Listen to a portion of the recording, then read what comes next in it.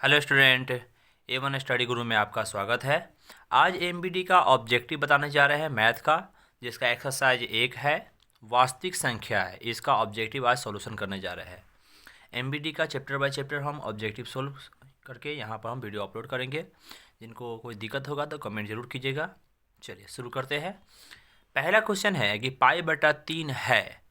पाई/3 है। ऑप्शन 1 में परिमेय संख्या, अपरिमेय संख्या, पूर्णांक संख्या, इनमें से कोई नहीं। देखिए, सबसे पहली बात यह है कि पाई जो होता है वो अपरिमेय संख्या होता है, और पाई रूल होता है कि पाई के साथ कोई भी दूसरी संख्या जोड़ के रूप में, घटाव के रूप में, गुणा के रूप में, भाग के रूप में आवेगा, सारे मिलके अपरिमेय हो जाएगा। इसका मतलब है कि पाई में 3 से अगर भाग देंगे तो ये भी क्या हो जाएगा? अपरिमेय। इसीलिए ऑप्शन नंबर बी इसका क्या है? सही होगा। क्या हो जाएगा? Option number B. दूसरा सवाल है कि 144 के अभाज्य गुणनखंड में 2 का घातांक है। 144 का जब हम अभाज्य गुणनखंड करेंगे, जैसे मान लिए कि हम यहाँ पर सवाल है 144 मेरा है, क्या कि 144 है, इसका अभाज्य गुणनखंड करेंगे। 2 से कटेगा ये 72 मरतबा, फिर 2 से किए, 2 से कटा ये 36 मरतबा, फिर 2 से लगाए हम, 2 से कटेगा ये कितना मरतबा? ये कटेगा आपको 18 मरतबा, फिर 2 से कटा ये 9 मरतबा, फिर 3 से कटेगा ये 3 मरतबा, फिर 3 से कटेगा 1 मरतबा, ये नहीं कटा। यानी 144 का अभाज्य गुणनखंड किए हम तो मेरा आया 2 गुने 2 गुने 2 गुने 2 और 3 गुने 3 आया। इसका मतलब 2 का पावर 4 है, 3 का पावर 2 आया है। 3 का पावर 2 आया है तो 2 का पावर कितना है? 4 है, यानी 2 का घातांक कितना हो गया? 4 हो गया। इसका मतलब क्या है कि 144 का अभाज्य गुणनखंड में 2 का घातांक कितना हो जाएगा? 4। कितना हो जाएगा? 4, जो ऑप्शन नंबर कितना है? सी है, जो इसका सही है। चलिए अगला है 3 में 45 तथा 60 का मौसा है। 45 तथा 60 का मौसा कौन होगा आखिर में? 45 और 60 का मौसा निकालने जाते हैं तो देखते हैं, ये है आपको तीसरा सवाल है। 45 और 60, 45 से 60 है तो क्या करेंगे? इसमें बड़का कौन है? 60 है, तो ए का मान हो जाएगा मेरा 60 और बी का मान हो जाएगा 45। क्या करते हैं? 60 में 45 से हम मौसा भाग देकर मौसा निकालते हैं। 60 में क्या किए? 45 से भाग दिए। 45 इकाई हो जाएगा 45, बचेगा मेरा शेष कितना? 15। यहाँ से 45 यहाँ उतार देंगे तो क्या होता है? 15 से भाग देते हैं तो 15 तिहाई हो जाएगा 45। ये कट जाएगा तो कितना से कट रहा है लास्ट में? 15 से, यानी मौसा मेरा कितना हो जाएगा? 15। कितना हो जाएगा? 15। तो इसका मतलब 45 और 60 का मौसा कितना हो जाएगा? 15। तो तीसरा नंबर सवाल में इसका मौसा कितना हो जाएगा? 15, जो कौन है? ऑप्शन नंबर डी है। अगला सवाल है कि 12/7 एक संख्या है, यानी 12/7 है, वो कौन सी संख्या है? ऑप्शन में है परिमेय संख्या, अपरिमेय संख्या, पूर्णांक संख्या, इनमें से कोई नहीं। अब इसमें बताना है 12/7 किस रूप में? P/Q के रूप में है। अब P/Q के रूप में कौन संख्या होता है? परिमेय संख्या। अपरिमेय क्यों? क्योंकि अपरिमेय संख्या वो संख्या होती है जिसका वर्गमूल न निकले। ये तो वर्गमूल से बाहर है, वर्गमूल के अंदर है ही नहीं, तो परिमेय हो जाएगा। पूर्णांक मतलब बट्टा में नहीं होना चाहिए। ये क्या है? बट्टा में है, तो मतलब क्या है? परिमेय संख्या, जो ऑप्शन नंबर ए इसका सही है। 5वां नंबर सवाल है कि निम्नलिखित में कौन अपरिमेय नहीं है, मतलब अपरिमेय नहीं होना चाहिए। पाई एक अपरिमेय संख्या है तो अपरिमेय है ही है। बी में है आपको √7 है, √7 का वर्गमूल नहीं निकलेगा। जिसका वर्गमूल निकल जाता है वो परिमेय होता है, जिसका नहीं निकलता वो अपरिमेय। तो √7 अपरिमेय है, हमसे पूछेगा अपरिमेय नहीं। √2/√5 है, ये इसका भी वर्गमूल नहीं निकलेगा, तो ये भी क्या है? अपरिमेय है। जबकि 3√75/√48 है, इसको तोड़ना पड़ेगा।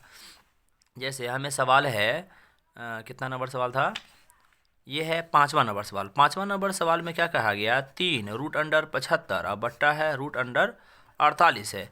देखा जाए तो अंदर में 3 से कटेगा ये 25 मरतबा, 3 से कटेगा ये 16 मरतबा, तो क्या होएगा? 3√25 हो जाएगा और नीचे में √16 हो जाएगा। तो क्या देखते हैं? 3 तो ठीक है, 25 का वर्गमूल 5 और 16 का वर्गमूल हो जाता है 4 और 3 5 15 अब बट्टा 4 हो जाएगा। अब 15/4 यानी वर्गमूल निकल गया, वर्गमूल निकल जाएगा तो कौन संख्या हो जाएगा? ये परिमेय संख्या हो जाएगा, मतलब अपरिमेय नहीं है, जो ऑप्शन नंबर कौन है? डी है। क्लियर है? चलिए आगे हम चलते हैं छठा सवाल की ओर।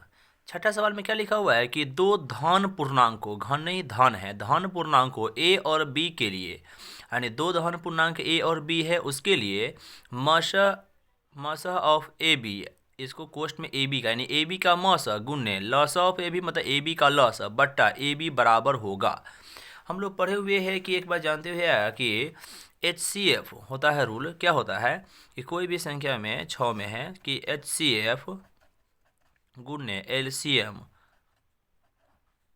बराबर होता है पहली संख्या गुने दूसरी संख्या, ना होता है दूसरी संख्या होता है, या पहली संख्या गुने दूसरी संख्या बराबर एचसीएफ गुने एलसीएम होता है। ये इसका रूल होता है।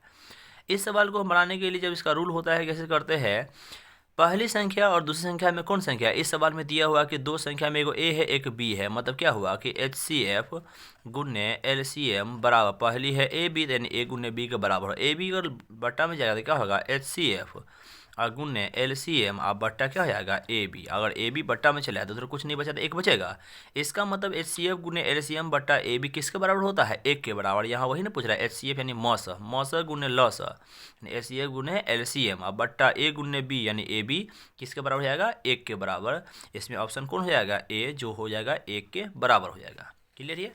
चलिए अगला सवाल है 7वां नंबर, निम्नलिखित में कौन सा युग्म सह अभाज्य है। सह अभाज्य का मतलब होता है कि वैसी संख्या है, वैसी युग्म यानी जोड़ा में जिनका मौसह एक हो, कितना हो, मौसह एक हो, वो मेरा सह अभाज्य होता है। और कॉमनली ऐसे समझने के लिए हम लोग इस प्रकार देखते हैं कि जिसमें कोई कॉमन पॉइंट ना हो, कॉमन नहीं हो। कॉमन का मतलब हुआ कि एक अपने अलावा कोई और संख्या इसमें कॉमन नहीं हो, वो भी हो जाएगा।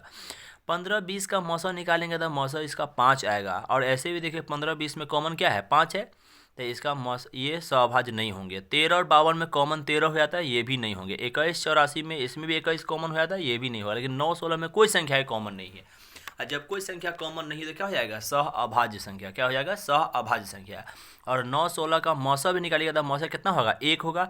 अब मौसम जब एक हो जाएगा तो इसका मतलब क्या है, ये आपको हो जाएगा मौसम एक हो जाता है, ये हो जाएगा सह अभाज्य संख्या। तो हो जाएगा ऑप्शन नंबर बी, जो मेरा क्या है, सह अभाज्य संख्या।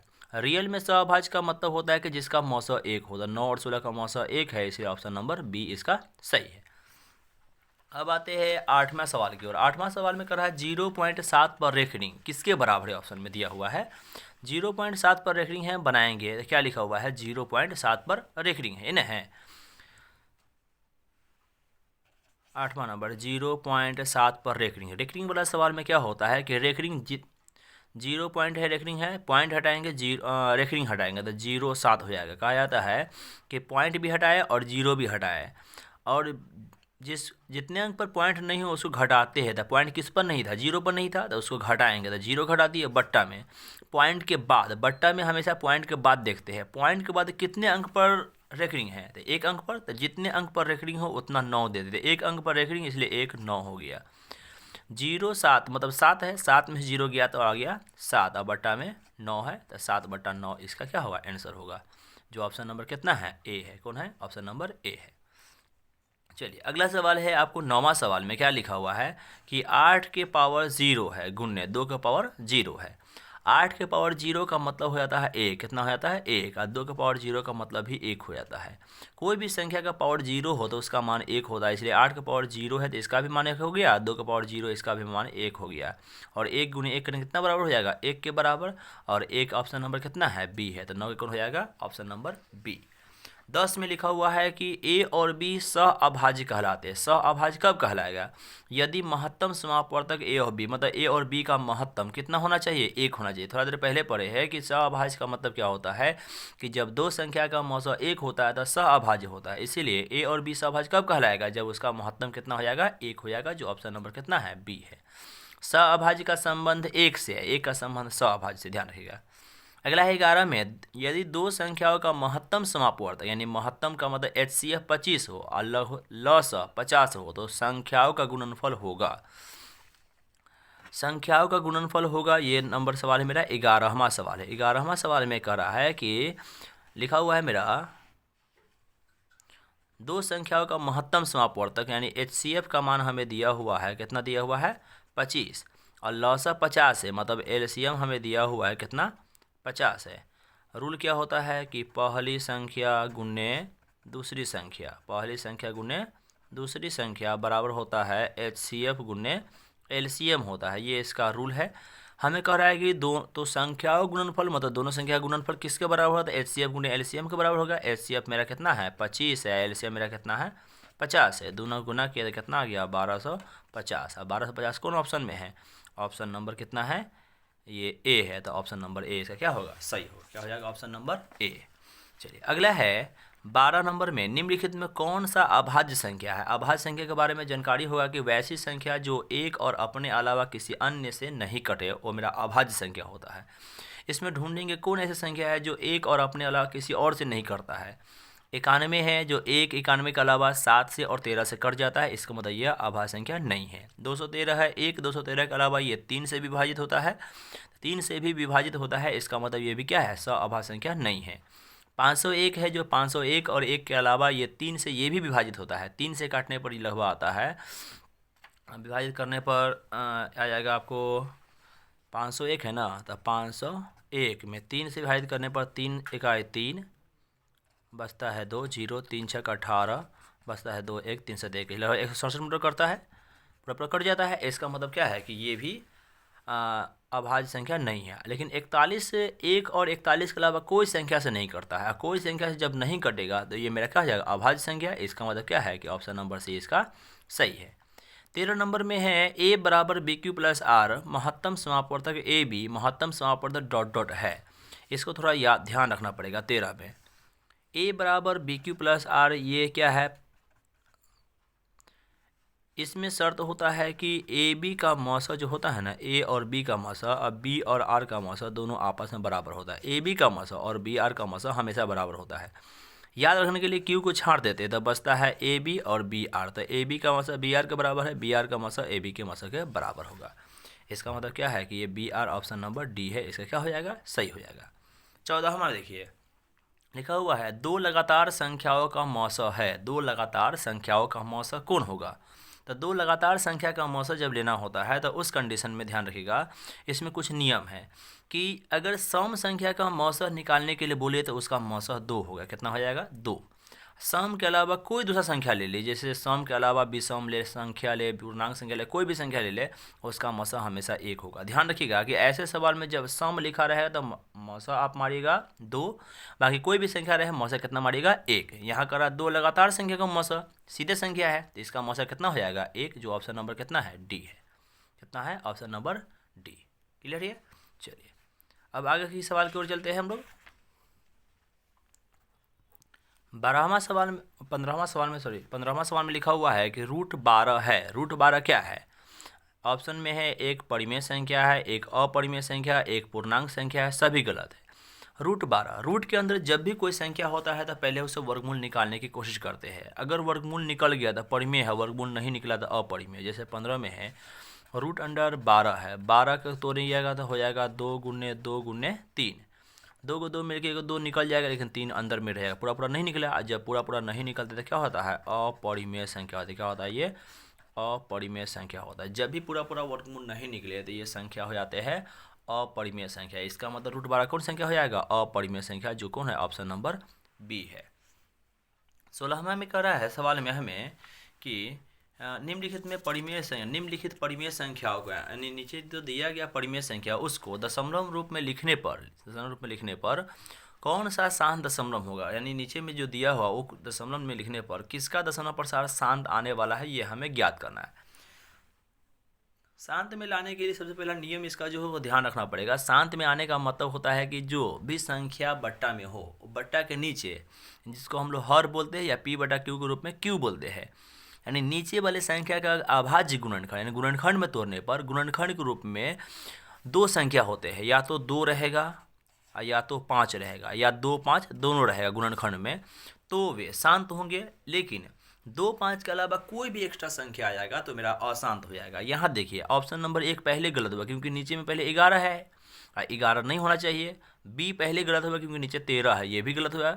ये डी गलत हो जाएगा क्योंकि नीचे कितना है, 7 है। ऑप्शन नंबर इसमें डी दिया है जो कि गलत है, ये इसका ऑप्शन नंबर डी गलत है। ऑप्शन नंबर डी नहीं होगा 16 का, सी होगा। सी कैसे होगा थोड़ा देख लेते हैं। सी है लिखा हुआ है 4.1/8, ये ना है 4.1/8 है। पूर्णांक तोड़िएगा तो 4 8 32, 1 33, 33/8 हो जाएगा। 8 का गुणनखंड तोड़िएगा तो क्या हो जाएगा, 8 का गुणनखंड में क्या होता है, 2 से 4 और 2 से 2 और 2 से 1, ये ना होता है। तो 2 गुने 2 गुने 2 होता है, तीनों 2 आ गए गुणनखंड में। नीचे गुणनखंड मेरा 2 गुने 2 गुने 2 आया, सिर्फ 2 आया है, तो ये मेरा क्या हो, ऑप्शन नंबर सी इसका सही होगा। यानी नीचे वाला गुणनखंड तोड़ने पर ये हमेशा 2 आता है, तो ये मेरा इसका दशमलव प्रसार शांत होगा, जो कि ऑप्शन नंबर सी है, जो सही है। चलिए 17 में है, निम्नलिखित में किस गणितज्ञ ने the book of games of choice पुस्तक लिखी है? तो उसका हो जाएगा जे कार्डन, जो आपको याद रखना होगा। 18वां में है कि 8वां में है, 8वां सवाल में है कि √3 है। √3 क्या है? एक पूर्णांक संख्या, एक परिमेय संख्या, एक अपरिमेय संख्या, सभी गलत। तो ये क्या है? √3 का वर्गमूल नहीं निकलता है, 3 का वर्गमूल तो नहीं निकलता है, नहीं निकलता है तो क्या हो जाएगा? अपरिमेय संख्या। क्या हो जाएगा? अपरिमेय संख्या, जो ऑप्शन नंबर कितना है? सी है। 19 नंबर सवाल में लिखा हुआ है कि a बराबर 2 के पावर 3 गुण्य 3 गुण्य 5 और b बराबर 2 के पावर 4 गुण्य 5 गुण्य 7, तब लॉसह ऑफ ए बी, यानी ए बी का लॉसह करा ज्ञात करने के लिए, ज्ञात करके चेक करेंगे हम। चलिए ये है 19 नंबर सवाल का सॉल्यूशन, देख रहे हैं। a बराबर दिया है 2 के पावर 3 गुण्य 3 गुण्य 5, ये ना है। अब b बराबर दिया है 2 के पावर 4 गुण्य 5 गुण्य 7। जब लॉसह निकालते हैं ना, तो देखते हैं कि जो भी संख्या आए हुआ उसमें बड़ा पावर वाला कौन है। जो संख्या आए हुआ उसका बड़ा पावर वाला, यदि 2 होगा तो उसमें बड़ा पावर वाला लेंगे, अगर 1 होगा तो वही रह जाएगा। देखिए 2, यहाँ 2 गो है, यहाँ 2 के पावर 3 है, 2 के पावर 4 है, लेकिन बड़ा कौन है? ये वाला है, तो 2 के पावर 4 ले लेंगे। 3 मेरा 1 ही है, तो 1 में वही रह जाएगा, तो गुण्य 3 रह जाएगा। 5 मेरा 2 है, दोनों में बड़ा वाला कौन है? दोनों सेम है, तो बड़ा वाला 5 1 ही रह जाएगा, और 7 1 है तो रह जाएगा। गुना करेंगे 2 के पावर 4 में, तो 2 गुण्य 2 गुण्य 2 गुण्य 3 गुण्य, नहीं 2 4 गुना है, तो 2 और गुण्य 3 गुण्य 5 गुण्य 7, ये हो जाएगा 2 दूना 4 दूना 8 दूना 16 ते 48, पंचे हो जाएगा लगभग 240। 240 गुने 7 करते हैं तो आ जाता है 1680, जो कितना हो जाएगा? 1680 हो जाएगा। और 1680 हो गया तो इसका मतलब ऑप्शन नंबर कौन हो जाएगा? डी इसका सही हो जाएगा। 20वां नंबर सवाल में लिखा हुआ है कि 2 + √2 है। 2 + √2 एक परिमेय है, अपरिमेय है, पूर्णांक है, सभी गलत है। कौन हो जाएगा इसमें? 2 + √2 एक अपरिमेय होगा। क्यों होगा? क्योंकि √2 एक अपरिमेय संख्या होता है, इसका वर्गमूल नहीं निकलेगा तो ये अपरिमेय हो जाएगा। जैसे ही अपरिमेय हो जाएगा तो अपरिमेय के साथ कोई भी संख्या आता है तो वो भी अपरिमेय बन जाता है। इसका मतलब 2 + √2 क्या हो जाएगा? अपरिमेय। इसका मतलब ऑप्शन नंबर बी इसका क्या है? सही है। 21वां नंबर है, निम्नलिखित में कौन सा परिमेय संख्या है? निम्नलिखित में कौन है वो परिमेय संख्या है, ये आपको बताना है। हम देखेंगे नीचे में जिसका वर्गमूल निकल जाएगा परिमेय है, जिसका वर्गमूल नहीं निकलेगा वो परिमेय नहीं है। हमें पूछा है कौन परिमेय है, तो देखिए ऑप्शन नंबर ए में 1/144 रूट के अंदर है, तो 1 का वर्गमूल 1 होता है, 144 का वर्गमूल 12 होता है, तो ये तो निकल जाएगा। तो ये मेरा क्या हो जाएगा? परिमेय संख्या होगा। क्या बी का निकल सकता है? थोड़ा चेक करते हैं। तो बी में क्या दिया हुआ है? √50 और बट्टा है 500। 50 से कटेगा ये 10 मरतबा, तो ये हो जाएगा √1/10। 1 का वर्गमूल निकलेगा लेकिन 10 का वर्गमूल नहीं निकलेगा। ये था बी नंबर ऑप्शन में। सी नंबर ऑप्शन में क्या था?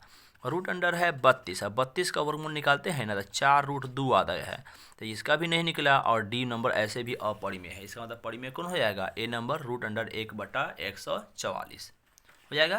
चलिए अगला सवाल है 22वां नंबर, 2 या 2 से अधिक अभाज्य संख्या का मौसा। मौसा के बारे में थोड़ा देर पहले ही बताया है और अभी बताते हैं। जब यहाँ संख्या के रूप में सम संख्या रहे तो उसका मौसा 2 देंगे, लेकिन जब भी सम के अलावा कोई भी संख्या रहे, प्राकृत रहे, पूर्ण रहे, कोई भी संख्या रहे, तो उसका मौसा 1 होगा। यहाँ देखिए अभाज्य संख्या आ गया, सम तो नहीं ना है, सम नहीं है तो मतलब 1 मानेगा, तो इसका अभाज्य संख्या का मौसा कितना हो जाएगा? 1 हो जाएगा, जो ऑप्शन नंबर कितना है? ए है। अगला है 23 में, 2 क्रमिक सम संख्या। देखिए यहाँ आ गया 2 क्रमिक मतलब लगातार होता है कि 2 लगातार सम संख्याओं का HCF होगा। 2 लगातार सम संख्या HCF कितना हो जाएगा? 2, जो ऑप्शन नंबर कितना है? बी है। 24वां सवाल देखिए क्या लिखा हुआ है। कह रहा है कि निम्नलिखित π/2 में क्या है? निम्नलिखित में ऑप्शन दिया हो उसमें π/2 क्या है, किसके कौन होगा? जैसे ए में परिमेय संख्या है, अपरिमेय संख्या है, परिमेय और अपरिमेय संख्या है, दोनों है, सभी गलत है।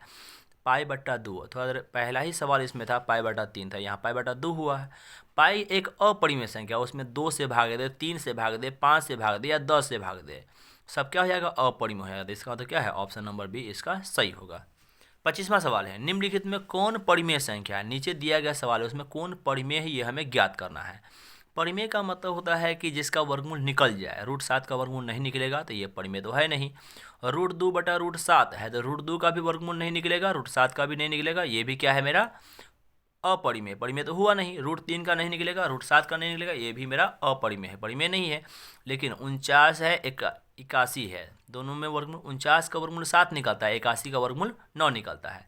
जब दोनों का वर्गमूल निकल जाएगा तो बाहर आ जाएगा, यानी कि 49 का वर्गमूल 7 हो गया, 81 का वर्गमूल 9 हो गया, दोनों का वर्गमूल निकल गया है, तो इसका मतलब क्या हो जाएगा, ये परिमेय संख्या है, जो कौन हो जाएगा, ऑप्शन नंबर डी इसका सही होगा। अब आते हैं अगले सवाल 26 की ओर। 26 में क्या लिखा हुआ है कि निम्नलिखित में कौन सा अपरिमेय संख्या है, निम्नलिखित में कौन अपरिमेय, ये ज्ञात करना है। अपरिमेय का मतलब जिसका वर्गमूल नहीं निकलने वाला है। ए नंबर √17 का वर्गमूल निकलता है, नहीं निकलता है, इसका मतलब यही मेरा अपरिमेय। आगे भी चेक करते हैं। 100 का वर्गमूल निकल जाता है, 4 का वर्गमूल निकलता है, 16, 25 का वर्गमूल निकलता है, मतलब ये सब परिमेय है। हमें पूछा है अपरिमेय, तो अपरिमेय कौन हो जाएगा, √17 जिसका वर्गमूल नहीं निकलता है। अब आते हैं 27 में, क्या लिखा हुआ है, यदि x² - 5x + 4 = 0 को x का मान होगा, यानी x बराबर इतना 0 हो, यहाँ को लिखा गया हो होना चाहिए। यदि x² - 5x + 4 = 0 हो तो x का मान होगा, किसके बराबर होगा, पूर्णांक संख्या होगा कि भिन्न संख्या होगा कि अपरिमेय होगा कि वास्तविक होबे नहीं करेगा, ये हमें ज्ञात करना है। हम क्या करेंगे, इस सवाल को पहले इसे तोड़ेंगे। क्या लिखा हुआ सवाल में है मेरा, x² - 5x + 4, ये ना है, ये है आपको 27 नंबर लिखा हुआ है, x² - 5x + 4 = 0। First into last में तोड़े तो पिछला तोड़े तो x² - 4x - x + 4 = 0 हुआ। कॉमन लेते x तो हो जाता है x - 4, यहाँ -1 कॉमन लिए तो हो गया x - 4 = 0। x - 4 यहाँ है, दोनों कोष्ठ के अंदर वाला एक जगह ले लिया, बाहर वाला x - 1 है तो x - 1 = 0 कर दिए। तोड़ेंगे यहाँ पर तो क्या हो जाएगा, x - 4 बराबर, पहले 0 करेंगे तो x बराबर हो जाएगा मेरा 4, x - 1 बराबर 0 करेंगे तो x बराबर हो जाएगा 1। अतः देखा जाए तो क्या हो जाता है कि x का मान कितना कितना आता है, x बराबर मेरा 4 आया और 1 आया, x मान कितना आया, 4 और 1 आएगा। अब बताइए 4 और 1 में कौन संख्या होगा, पूर्णांक होगा कि भिन्न होगा कि अपरिमेय होगा कि वास्तविक नहीं होगा, तो 4 और 1 भिन्न नहीं होगा, क्योंकि भिन्न का मतलब होता है बटा होना चाहिए, बटा में तो आया नहीं है। अपरिमेय नहीं होगा क्योंकि ये रूट के अंदर तो नहीं है, और वास्तविक नहीं मतलब परिमेय अपरिमेय में ऐसा तो नहीं कि परिमेय तो है पूर्णांक संख्या, क्योंकि पूर्णांक का मतलब होता है पूरा पूरा अंक, और 4 और 1 का मतलब क्या हुआ कि पूरा पूरा अंक है, 4 बटा में नहीं 1 बटा में है, तो ये पूर्णांक संख्या हो जाएगी, जो ऑप्शन नंबर कितना है, ए है। 28वां सवाल है कि संख्या 25 और 50 का HCF और LCM का गुणनफल तथा गुणनफल लिखा हुआ, यहाँ पर होगा का गुणनफल क्या होगा, यानी संख्या 25 है एक 50 है, दो संख्या एक 25 है एक 50 है, का HCF और LCM के बारे में कह रहा है कि क्या होगा। यानी एक संख्या मेरा 25 है, जो 28वां सवाल है, क्या कर रहा है, एक संख्या 25 है, मतलब ए का मान कितना हो जाएगा, 25 हो जाएगा, ये पहली संख्या हो जाएगा। दूसरी संख्या मेरा कितना है, 50 है, तो कह रहा है HCF और LCM का गुणनफल, मतलब HCF गुने LCM किसके बराबर होता है। हम जानते हैं कि HCF गुने LCM बराबर क्या होता है, पहली संख्या गुने दूसरी संख्या, मतलब A गुने B के बराबर होता है। A का मान 25 है, B का मान 50 है, गुना करेंगे कितना हो जाएगा, 1250। ये क्वेश्चन रिपीट हुआ है, ये पहले भी आया था। ये क्वेश्चन हो जाएगा आपको ऑप्शन नंबर बी, जो क्या है, ऑप्शन नंबर इसका बी हो जाएगा। क्लियर है। चलिए अगला सवाल की ओर आते हैं। लिखा हुआ है 29 में कि निम्नलिखित में कौन अपरिमेय नहीं है, कौन अपरिमेय नहीं है। अपरिमेय नहीं का मतलब होता है कि जो परिमेय संख्या हो जाएगा, जिसका वर्गमूल निकल जाएगा, जिसका वर्गमूल नहीं निकलेगा अपरिमेय होगा, जिसका वर्गमूल निकल जाएगा अपरिमेय नहीं होगा। √7 का वर्गमूल नहीं निकलेगा मतलब अपरिमेय है, ये हमसे पूछ रहा है अपरिमेय नहीं। √2 बटा √5 है, तो √2 का भी वर्गमूल नहीं निकला, √5 का भी नहीं निकला, तो ये भी अपरिमेय है। √3 बटा √7 इसका भी वर्गमूल नहीं निकलेगा, ये भी अपरिमेय है। लेकिन उसी में दिया हुआ है √75 बटा √48, √75 बटा √48 होगा, इसको निकाल के देखिएगा तो क्या होगा कि रूट अंडर आपको 29 नंबर में है, रूट अंडर है क्या 75, अब बटा रूट है 48, ये ना है। √75 और √48 है, 3 से कटेगा ये 16 मर्द, 3 से कटेगा ये 25 मर्द, क्या होगा √25 अब बटा √16, 25 का वर्गमूल 5 है, 16 का वर्गमूल 4 निकल गया बाहर, और जब वर्गमूल के बाहर निकल गया था अपरिमेय नहीं है, जो ऑप्शन नंबर कौन है, डी इसका सही होगा। क्लियर है। चलिए आगे की ओर देखते हैं। 30वां सवाल है कि निम्नलिखित में कौन अपरिमेय संख्या है, यानी किसका अपरिमेय संख्या है। अपरिमेय संख्या होने का मतलब होता है कि कौन से संख्या का वर्गमूल नहीं निकलेगा। ऑप्शन में ए में है 64 बटा 36 है, तो 64 का वर्गमूल निकलता है 8 और 36 का 6, इसका मतलब ये परिमेय संख्या है। 81 का वर्गमूल निकलता है 9, ये भी परिमेय है। 49/9, 49 का वर्गमूल 7 और 9 का वर्गमूल 3, ये भी परिमेय है, लेकिन 2.5 का वर्गमूल पूरा पूरा नहीं निकलता है, इसलिए ये क्या हो जाएगा, अपरिमेय। तो हमें यही पूछा गया था, जो कितना हो जाएगा, अपरिमेय संख्या हो जाएगा 2.5। 31 में आते हैं। 31 में क्या लिखा हुआ है कि लिखा हुआ है, यहाँ पर छूट गया होगा शायद, यहाँ 0 पॉइंट होगा या 1 पॉइंट होगा, या जो भी हो, यहाँ पर होगा आपको 0 पॉइंट या 1 पॉइंट कोई सवाल रहा होगा। जो 1 2 डबल 1 2 ट्रिपल 1 2 है, 4 1 2 है, यानी इस प्रकार देखा जाता है। पॉइंट के बाद अंक का रिपीटेशन तो हो रहा है 2 का, लेकिन देख रहे हैं 1 का रिपीटेशन थोड़ा सा अजब टाइप का, जैसे 1 आया, फिर बाद में 2 1 आया, फिर 3 1, फिर 4 1, फिर बाद में 5 1 6 1। रिपीटेशन जब एक जैसा रहता, जैसे 1 1 1 2 आया था, फिर 1 1 2 आता, फिर 1 2 आता, फिर 1 2 आता, तो मेरा परिमेय होता। लेकिन रिपीटेशन एक जैसा नहीं आ रहा है, कहा जाता है कि रिपीटेशन एक जैसा नहीं हो और नहीं खत्म हो, तो मेरा अपरिमेय संख्या होता है। क्या होता है वो? अपरिमेय संख्या, जो ऑप्शन नंबर बी होगा। 32 नंबर सवाल में कह रहा है कि दो परिमेय संख्याओं के बीच अधिकतम कितनी परिमेय संख्या हो सकती है। दो परिमेय संख्या के बीच अनंत परिमेय संख्या होती है, यानी अनेक अनंत परिमेय संख्या हो सकती है। कितनी हो सकती है? अनंत परिमेय संख्या। कह रहे 33 में 6/7 का दशमलव प्रसार होगा। हम लोग क्या जानते हैं कि जब किसी का दशमलव प्रसार निकालना होता है तो हम लोग क्या करते हैं कि नीचे का अभाज्य गुणनखंड हम लोग तोड़ते हैं, ना करते हैं। यहाँ 6/7 है, 7 का अभाज्य गुणनखंड टूटेगा नहीं, ये भी 7 गुणे 1 ही रह जाएगा। यदि अभाज्य गुणनखंड में 2 और 5 आएगा तो शांत होगा, 2 5 के अलावा कोई एक्स्ट्रा दूसरा आ गया तो अशांत हो जाएगा। ये देख रहे नीचे में 7 आ गया, मतलब क्या हो जाएगा? अशांत हो जाएगा, जो ऑप्शन नंबर बी है। ये इसका उत्तर गलत है, ये नहीं होगा, क्या होगा? ऑप्शन नंबर बी है। क्लियर है? चलिए अगला है 34 नंबर सवाल है। लिखा हुआ किसी धनात्मक पूर्णांक a तथा b के लिए ab का मौस गुणे ab का लसा निम्न में किसके बराबर होगा।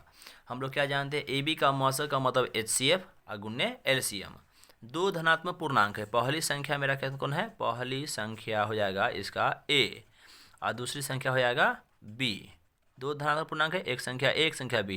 कह रहा है कि HCF गुणे LCM किसके बराबर होता है? तब पहली संख्या गुणे दूसरी संख्या, मतलब a गुणे b के बराबर होता है। कौन हो जाएगा? ऑप्शन नंबर सी इसका सही हो जाएगा। लिखा हुआ है आगे, महत्तम समापवर्तक AB और लघुत्तम समापवर्तक AB बराबर होगा। सेम क्वेश्चन है, यानी महत्तम मतलब HCF और लघुत्तम मतलब LCM। तो HCF गुणे LCM किसके बराबर होता है? a गुणे b के बराबर, जो ऑप्शन नंबर कौन हो जाएगा? सी हो जाएगा। 36 में कह रहा है कि यूक्लिड विभाजन एल्गोरिथम दो धनात्मक पूर्णांकों के निम्न में किसे परिकलित करने का तकनीक है। यूक्लिड विभाजन से सिर्फ मौसा ज्ञात किया जाता है, उससे लौसा भागफल ऐसा कुछ ज्ञात नहीं किया जाता है। लौसा मौसा भागफल शेषफल, यहाँ क्या किया जाता है? मौसा ज्ञात किया जाएगा, जो ऑप्शन नंबर कितना है? बी है। इसको याद रखना पड़ेगा आपको। 37 में है, निम्नलिखित में से कौन परिमेय संख्या है? निम्नलिखित में कौन परिमेय संख्या है, ये ज्ञात करना। परिमेय का मतलब किसका वर्गमूल निकल जाता है? √3 का वर्गमूल नहीं निकलेगा, √5 का नहीं निकलेगा, √6 का भी पूरा पूरा नहीं निकलेगा, लेकिन ये भी तो नहीं निकलता है। लेकिन यहाँ कटने का वाला है। क्या कटने वाला? जैसे देखिए लिखा हुआ बी में क्या कि 2√2 है ना, है 2√2 और बटा √2 है। √2 से √2 क्या होता है? कट जाएगा, तो ये 2 ही ना बचेगा, तो वर्गमूल में नहीं रह गया। और वर्गमूल में नहीं रह गया तो मतलब क्या है? ये परिमेय संख्या, जो ऑप्शन नंबर बी है। 38 में देखिए क्या लिखा हुआ, निम्न किसी पूर्णांक p के लिए प्रत्येक सम पूर्णांक का रूप है। सम पूर्णांक का रूप इसमें किसके बराबर होगा, ऐसे समझना पड़ेगा। जब कहेगा विषम पूर्णांक, ध्यान सुनिएगा, सम का मतलब होता है 2 से कटने वाला, तो यहाँ 2 से कटने वाला 2q या 2p या 2m, जिस रूप में रहे 2q 2p 2m रहेगा, ठीक है। तो ये सम का रूप हो जाएगा, लेकिन उसी में एक जोड़ दे, 2q + 1 2p + 1 2m + 1, ये विषम का रूप है। क्या हो जाएगा? विषम का रूप। इसको आपको ध्यान रखना पड़ेगा। तो यहाँ हमसे क्या पूछा गया कि निम्नलिखित में किसी पूर्णांक p के लिए, यानी p के रूप में लिया गया। हम तो p q m सब देख लिए है। p के लिए सम पूर्णांक का रूप किसके बराबर होगा? तो सम पूर्णांक 2p + 1 विषम के है। p तो कोई भी संख्या हो सकता है, p + 1 नहीं, 2p है। क्या हो जाएगा? 2p, जो ऑप्शन नंबर कौन है? डी हो जाएगा। क्लियर है? इसमें अगर कहीं पर कोई दिक्कत है तो कमेंट करके बताएं। यदि कोई दिक्कत नहीं है तो चैनल को लाइक कर दीजिए, सब्सक्राइब कर दीजिए। अगर अच्छा लगे तो कमेंट भी कीजिए। अगला वीडियो है जो अगले चैप्टर का बहुपद का है, जो अगले दिन आएगा वीडियो। आप ध्यान इसको पढ़िए और ध्यान रखिए।